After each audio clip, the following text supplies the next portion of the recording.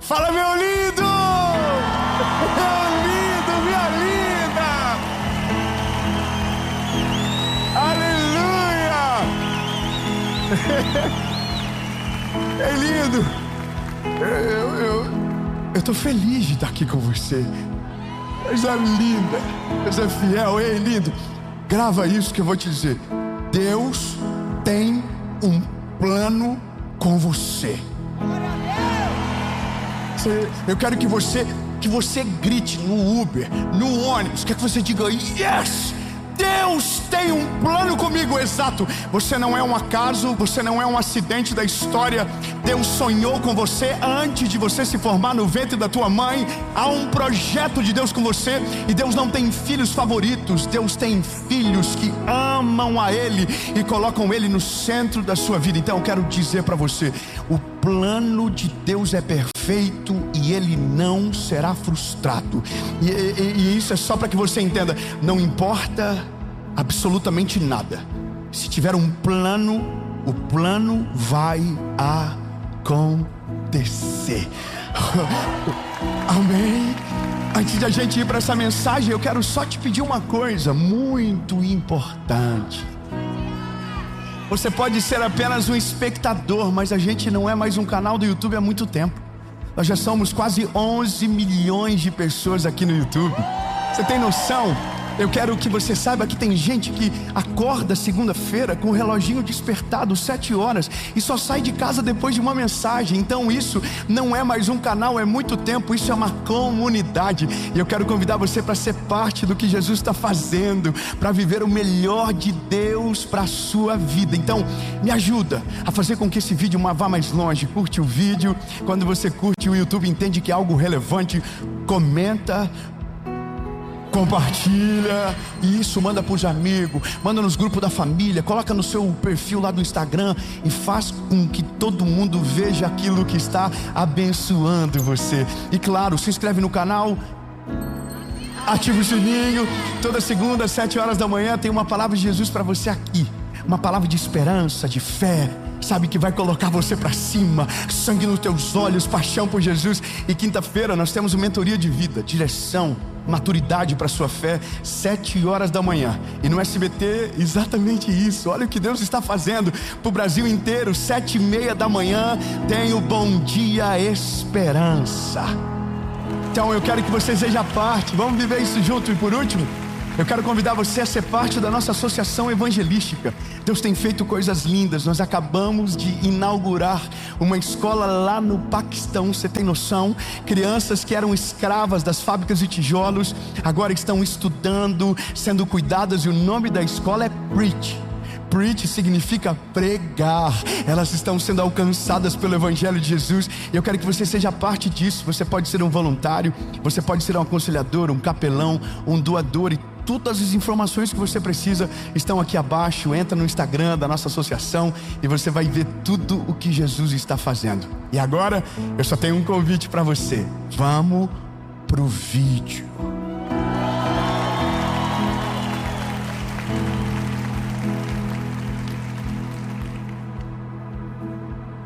Não deu nem tempo de eu tomar água. Vocês cansaram? Não pode cansar não. Se tiver alguém velhinho perto de você, diga: não cansa não. Fala: é só o começo. Amém. Olha, Deus tem um plano com você. 10 pessoas pegaram, eu vou de novo. Deus tem um plano com você.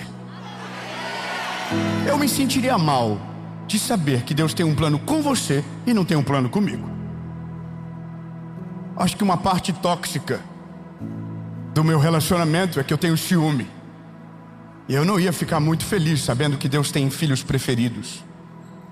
Agora, se Deus tem filhos preferidos, seria então uma perda de tempo tentar viver o plano dele, sabendo que os preferidos já estão acontecendo e os excluídos ficaram para trás. Alguém comentou esses dias na rede social da minha esposa: de fato, Deus tem os seus preferidos. É que ninguém sabe por onde a gente passou. Ninguém sabe as dores que a gente viveu. Ninguém sabe das noites de choro. Ninguém sabe dos joelhos dobrados, dos jejuns intermináveis que não acabavam. Ninguém sabe dos montes de oração. Ninguém sabe. Mas aí que tá. Só quero que você entenda que Deus não tem filho preferido. E que Deus não... Você não é um acidente. Deus sabia desde o começo. Só tem uma questão. É que às vezes me parece que há um suspense de Deus. Sabe? Eu não sei se você tem a mesma impressão que eu, mas às vezes me parece que Deus demora para chegar na vida de alguns. Parece que tem que dar tanto BO até Ele chegar que a gente já não aguenta mais. E BO, e confusão, e treta, e parece que chegou para todo mundo. E na nossa vez, nada. Até o ponto que a gente começa a acreditar que já era. Sabe?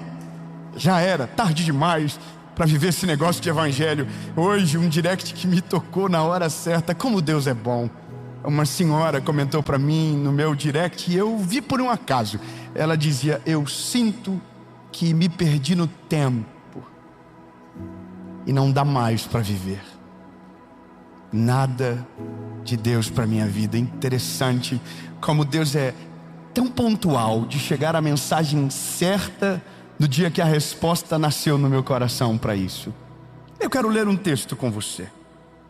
Evangelho de Jesus, conforme escreveu o Mateus, capítulo de número 27, versículo de número 39, diz o seguinte: e os que passavam insultavam ele, sacudindo a sua cabeça e dizendo: tu que destróis o templo em 3 dias e reedificas, salva-te a ti mesmo. Se tu és o Filho de Deus, desce da cruz. De igual modo também os principais sacerdotes, zombando com os escribas e anciãos, diziam: aos outros salvou, e a si mesmo não pode salvar. Se és o rei de Israel, desce agora da cruz. Ai, desce. Você não é o rei dos judeus, você não é o Messias, você não salvou todo mundo, você não curou leproso, curou cego, paralítico. Desce da cruz. Ei, desce. E Jesus está ouvindo isso calado. E aí, bom, eles estão dizendo: se você descer, a gente acredita em você. Quem vive o plano de Deus não precisa provar para ninguém que está no plano de Deus.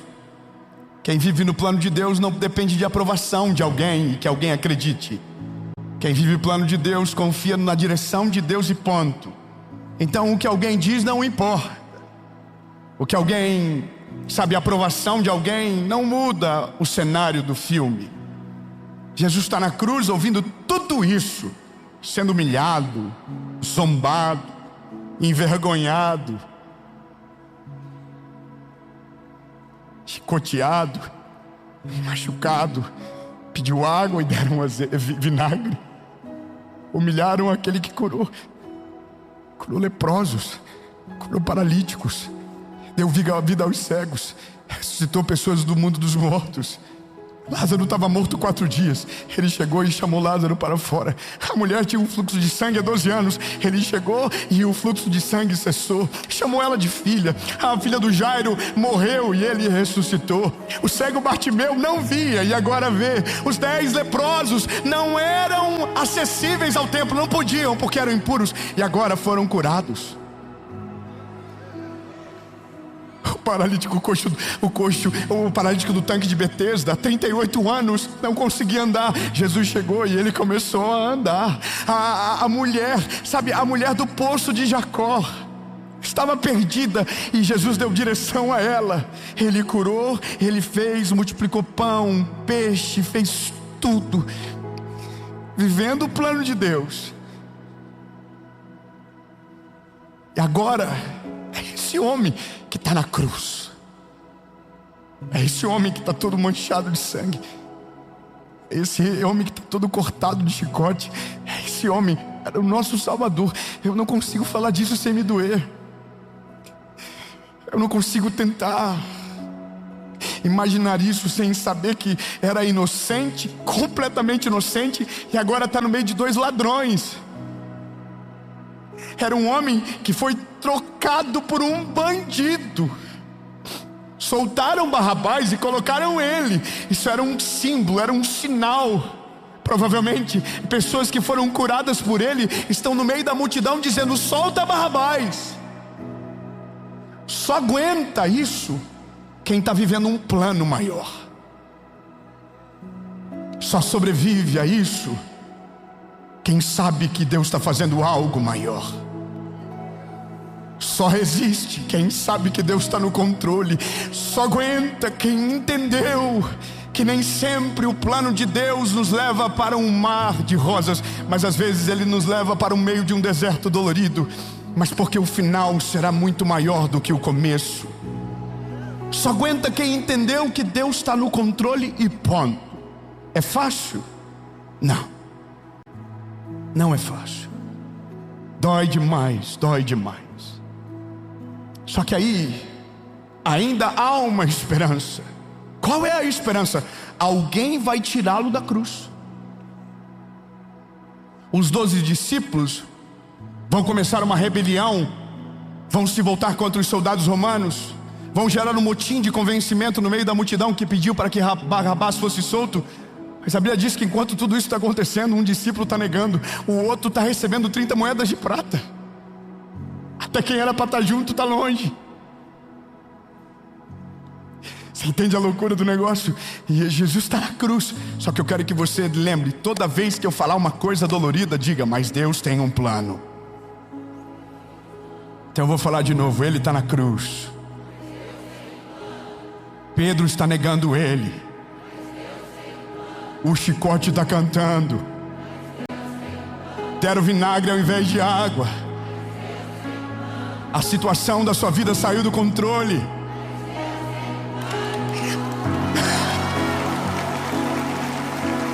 Parece que não acaba mais o processo. Tá doendo na pele. Tá dando vontade de desistir. E se Deus tem um plano, Ele vai se cumprir. Aleluia, aleluia. Só que de repente ouve-se um grito na cruz, e o grito foi: está consumado. Lido, está consumado. Deus meu, por que me desamparastes? E de repente o sopro de vida saiu dele e ele desfaleceu. A Bíblia diz que houve um terremoto na terra. Mortos ressuscitaram de seus sepulcros. Você sabia que tudo isso aconteceu no dia que Jesus morreu? Quando Ele morreu, houve um grande temor na terra. O céu escureceu, mortos se levantaram dos seus túmulos, e aqueles mestres da lei começaram a dizer entre si: Ele era de fato o Filho de Deus. Só que parecia tarde demais.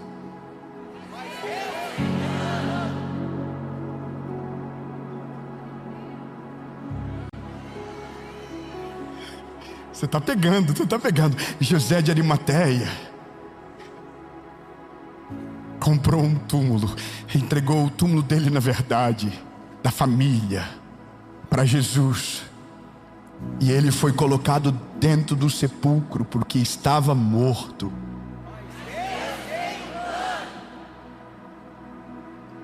Aparentemente não há mais o que fazer. Vamos mudar o argumento. A gente vai dizer: ainda é apenas sexta-feira. Sábado, ele ainda estava no sepulcro. Diga: ainda é sábado. Se tiver alguém desavisado perto de você, fala assim: domingo acontece um lance maravilhoso. Não, fala pra pessoa. Às vezes a pessoa: nossa, o que acontece, será? Eu não assisti essa temporada do The Chosen ainda. Diga. No terceiro dia aconteceu algo extraordinário.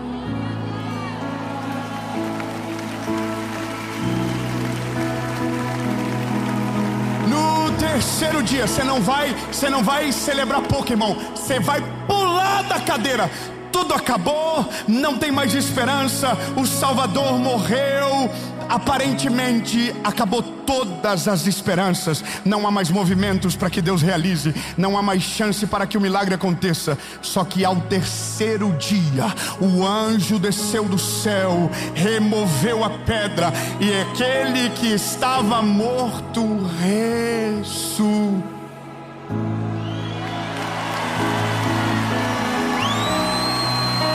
É isso! Eles não falaram que era o fim, mas para nós era o começo. A morte não teve poder para parar. Aonde está a morte, os teus agrilhões? Você não conseguiu parar, não deu conta. Jesus está vivo. Diga: Jesus está vivo. Jesus está vivo. Elido, comenta aí: Jesus está vivo. Jesus está vivo. Se você for lá em Israel, depois que esse rolê todo passar de guerra, você vai no túmulo dele. Você vai entrar e tem uma placa no lado esquerdo, está escrito assim: He is not here, He is risen. Ele não está aqui, Ele já ressuscitou. Então grave isso: sempre haverá mais uma chance. Sempre haverá mais um movimento. Se você está no plano de Deus, mesmo que você pensa que é o fim, se aquilo que Ele te prometeu ainda não aconteceu, é porque ainda há mais uma chance, ainda há mais um movimento. Você não está velho demais, o tempo não passou de ainda demais para você. Se Ele liberou uma palavra, vai acontecer em nome de Jesus. Olha, eu vou terminar.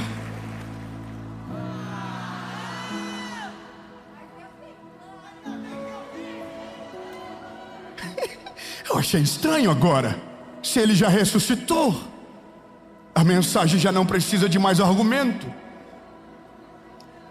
Aí eu sei que você está pensando: nossa, mas Ele é o Filho de Deus, e eu? Porque aqueles que o reconheceram foram chamados filhos de Deus. Fala pro irmãozinho perto de você, fala: você foi adotado. Sabe aquilo que a gente fala pro irmão mais velho para provocar pro irmão mais novo? Você foi achado no lixo. Todo irmão mais velho já disse isso. Você foi achado no lixo, você foi adotado. Eu fui achado no lixo e eu fui adotado.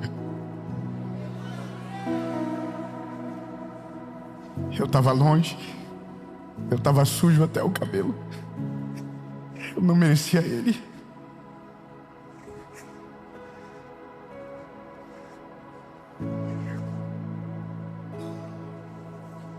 Mas Ele me olhou, Ele escolheu me amar.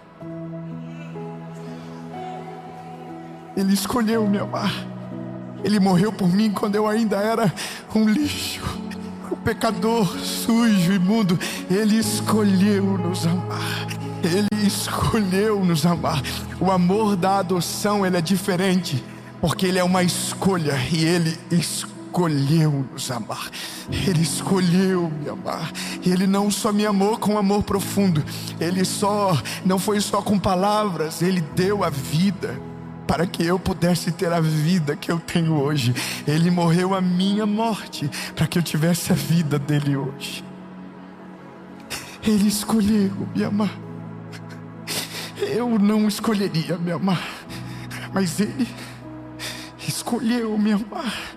Você não amaria você sabendo quem você é, mas Ele escolheu te amar e tem um plano com você. Ele tem um plano com você. E você acha que talvez não tem mais expectativa, mas eu quero que você saiba: sempre haverá mais um movimento de Deus. Existe uma obra de arte chamada Checkmate. É uma obra de arte que está em um desses museus da Europa, aonde na figura existe o homem e o diabo jogando xadrez. Nessa obra de arte, um anjo está olhando de maneira triste, porque aparentemente o diabo havia vencido e já não havia mais nenhum movimento para que o homem pudesse vencer aquela batalha. Mas um determinado dia, um dos maiores enxadristas do mundo, contemplando a obra, ficou paralisado na frente, em crise. O curador do museu chegou para ele e disse: o que foi que você está vendo? Ele disse: olha, ainda tem um movimento para o homem no xadrez. Não, você não pegou. Ei, quem desenhou pensou que não havia mais nenhum movimento. Quem viu aquela tela durante muito tempo acreditou que não havia mais nenhuma chance para o homem, e por isso havia uma desistência clara no olhar do homem. Só que o enxadrista olhou e disse: ainda há mais um movimento. Deixa eu falar uma coisa para você que pensa que não tem mais o que fazer. Deixa eu falar algo para você, para reacender a chama do teu coração, que acha que o tempo já passou demais para você e é tarde demais, não tem esperança, não tem mais chance. Ei, ainda há mais um movimento de Deus na sua história, e se Ele mover uma peça, Ele fará você vencer. Aleluia! Ainda há uma chance. A chance, eu me empolgo, desculpa. Acho que é que eu sei o que é uma segunda chance.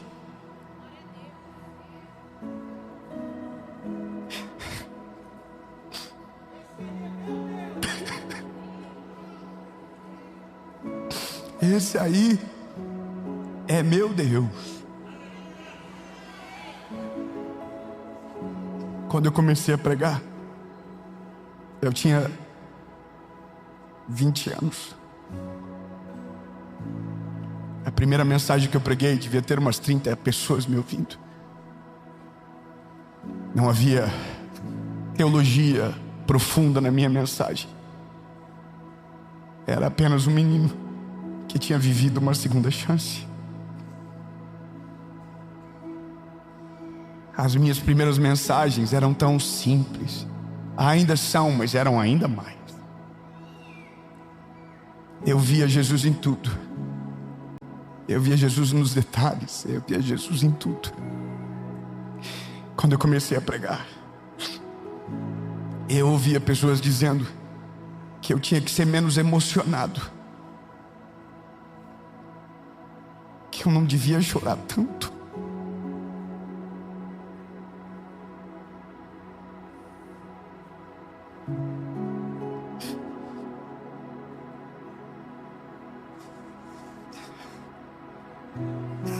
As pessoas falavam que eu precisava ser mais maduro na fé. Eu era muito menino.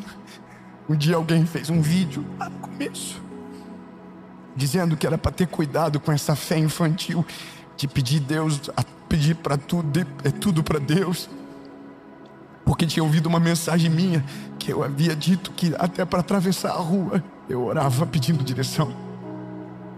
Mas era o meu começo. Mas o que as pessoas não sabem é que quem um dia perdeu toda a esperança e viveu uma segunda chance de Deus por causa do plano que Ele tinha, não consegue se acostumar com isso. Eu não consigo me acostumar. Eu vou viver uma vida inteira pregando sobre Jesus e eu nunca vou me acostumar com essa mensagem. Eu nunca vou me acostumar com as mãos que se levantam. Eu nunca vou me acostumar com os milagres que vivo na minha casa. Eu nunca vou me acostumar com Quando alguém me encontra no aeroporto, quando alguém me encontra em qualquer lugar e diz: meu casamento foi restaurado, eu nunca vou achar normal. Porque eu creio no Deus das segundas chances. Eu creio num Deus que nunca perdeu o controle da nossa história. Eu creio num Deus que tem poder sobre tudo, sobre tempestades, sobre caos da nossa vida. Eu creio num Deus que não nos abandona. Eu creio num Deus que mesmo quando a gente vai longe, vira as costas para Ele, Ele não para de nos amar e não desiste da gente. Eu creio num Deus que mesmo quando a gente fica todo bravinho, dizendo que Ele nos abandonou, mesmo assim Ele permanece nos amando e não desiste da gente. Eu creio num Deus que nunca perde o controle da nossa história. Eu creio num Deus que mesmo quando tudo aparentemente está dando errado, Ele está orquestrando todas as coisas, porque está nos preparando para algo poderoso, que um dia a gente vai olhar para trás e vai dizer que valeu a pena. Eu creio nesse Deus que nunca perdeu o controle.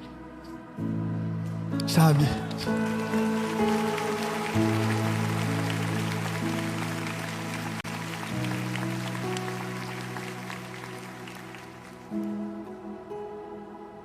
Quando eu pego esse caderninho aqui para escrever uma série, eu escrevo um monte de coisa que nunca falo aí aqui. Tá aqui, ó. Eu vou escrevendo. Ao longo dos dias que se passam, eu vou escrevendo no meu telefone. E no dia da gravação, eu sempre paro e escrevo tanta coisa. Mas quando eu chego aqui, eu perco o controle.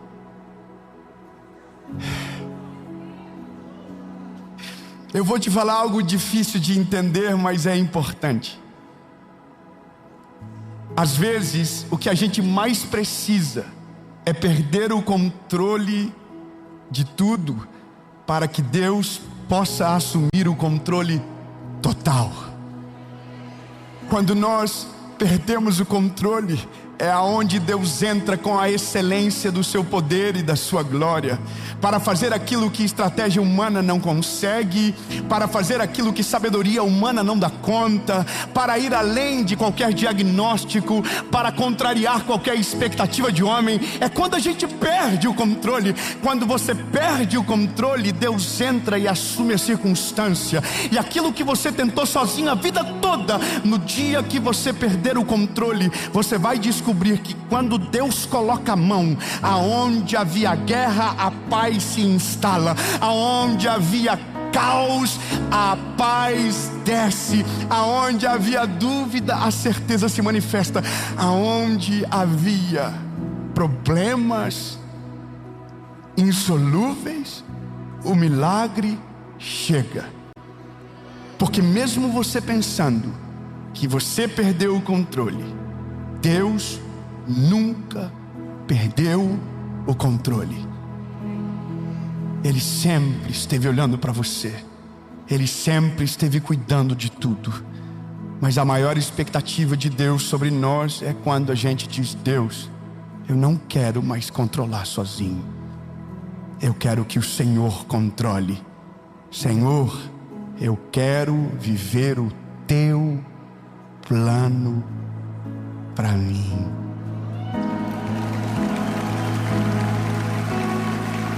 Aí a gente perde o controle. Escrevi tanta coisa linda aqui.